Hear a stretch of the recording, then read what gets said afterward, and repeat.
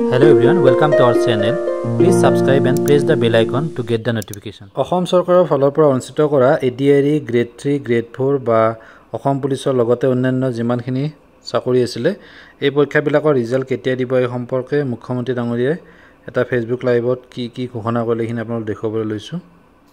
ADRE আৰু বিভিন্ন পৰীক্ষাৰ ৰিজাল্ট আৰু নিযুক্তি পত্ৰ আমি 10 অক্টোবৰত দিবৰ বাবে সিদ্ধান্ত লৈছিলো।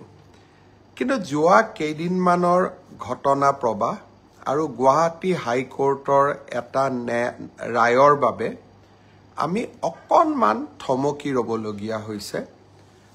মই আপোনালোকক আজি কোন পৰীক্ষাৰ কোন দিনাখন আমি ৰিজাল্ট এনাউন্স কৰিম সেই বিষয়ে মই আপোনালোকক স্পষ্টকৈ কম যাতে আপোনালোকৰ মনত কোনো সন্দেহ নাথাকে। পোনপ্ৰথমে মই আপোনালোকক জনাব খুজিছো যে আমাৰ ADRE পৰীক্ষাৰ যি গ্ৰেড 3 আছিল অৰ্থাৎ তৃতীয় বৰ্গৰ যি চাকৰি আছিল সেই চাকৰিৰ ফলাফল আমি 10 অক্টোবৰ তাৰিখে প্ৰকাশ কৰিম।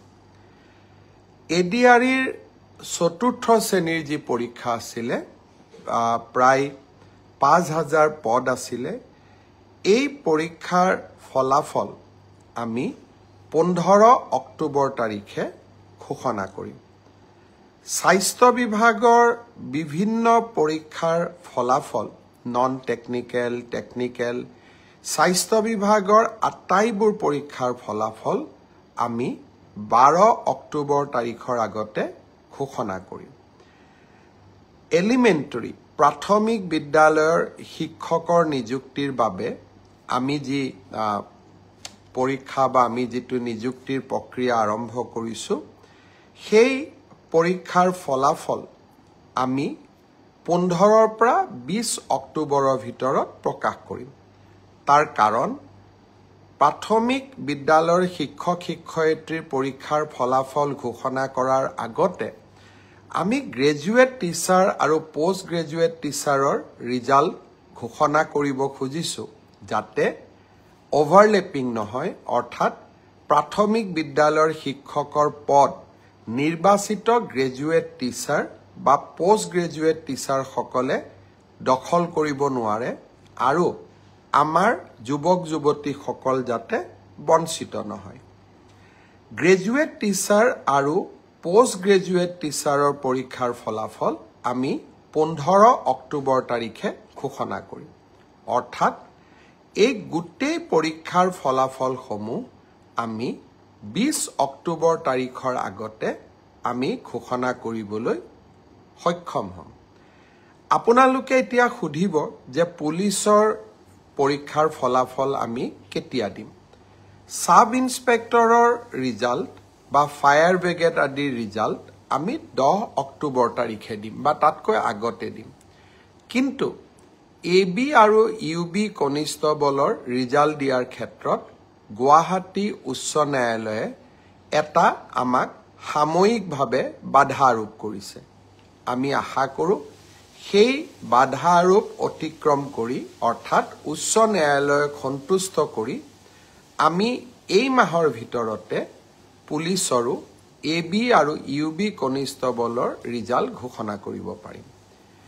এই গোটেই ৰিজাল্টৰ ফলাফলৰ লিষ্টখন দেখিলে আপোনালোকে ইতিমধ্যে গম পাইছে যে আমি 20 অক্টোবৰলৈকে যাবলগীয়া হৈছে।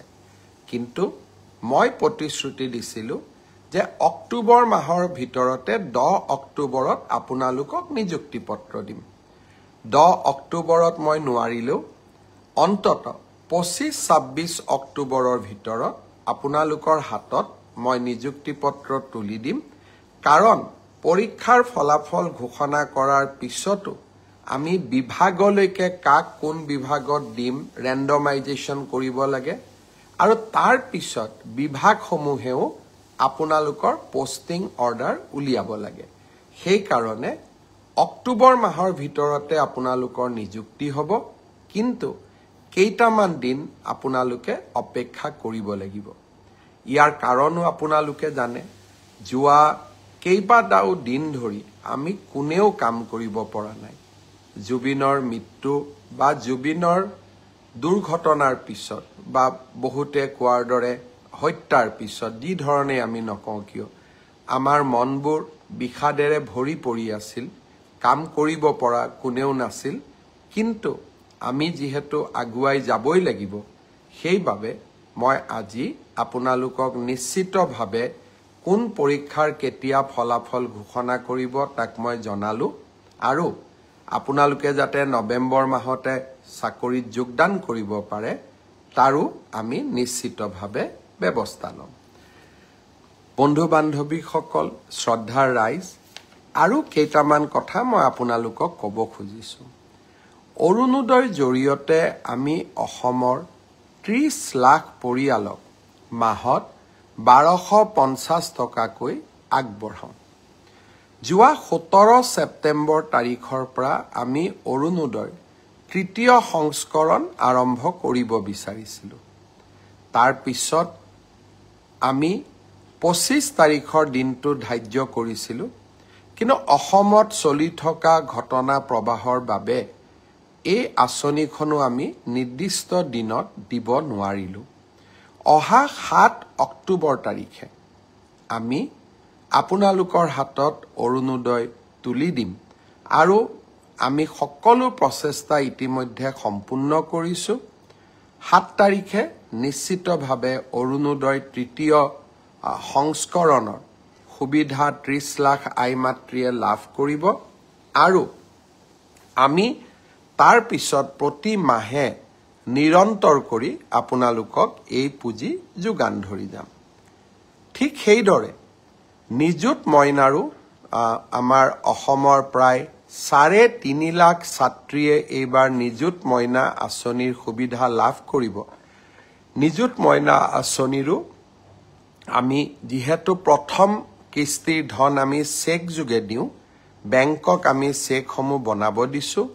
নিযুত মইনা আঁচনিৰো প্ৰথম কিস্তিৰ ধন আমি 10 পৰা 15 অক্টোবৰৰ ভিতৰত সকলোৰে হাতত তুলি দিম, আৰু তাৰ পৰৱৰ্তী মাহৰ পিছত সকলোৱে বেংক যোগে নিযুত মইনা আঁচনিৰ ধন লাভ কৰি থাকিব।